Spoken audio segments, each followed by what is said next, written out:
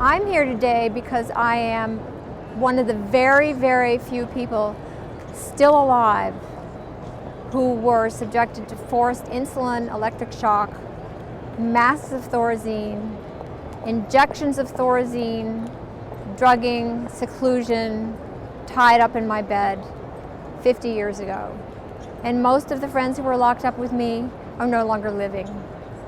They either committed suicide or, like my 17-year-old roommate, died from her insulin and electric shock in the bed right next to me. I was 19, she was 17, and I'm here to bear witness to the fact that a lot of this is still going on. There's certainly a lot of electroshock still going on. Most of it is given to women, and especially elderly women, without informing them that there's irretrievable brain damage. At the time I was given it, there was no anesthesia. So we were just held down. We were held down in the bed and shocked while we were awake. And it was just like, for 6 weeks, thinking every single day I would die. And my roommate did die. And so I'm basically here to bear witness to the fact that that's what happened. And the practices of the psychiatry and the mental health system have not improved at all. There's no insulin now, but there's plenty of shock.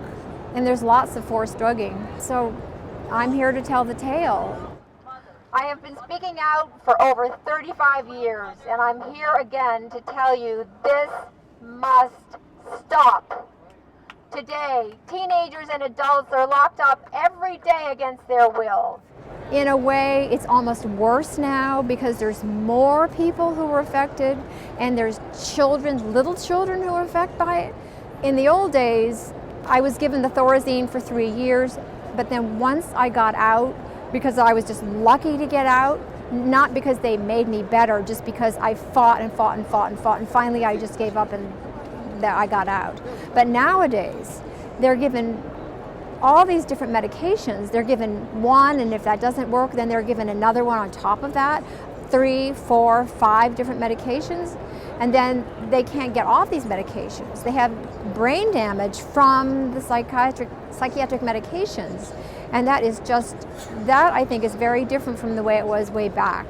So in a way, I tell people, yes, I was shocked, and yes, I was drugged, but it was over in 3 years. A lot of these people, it's never going to be over because they can't get off the medications.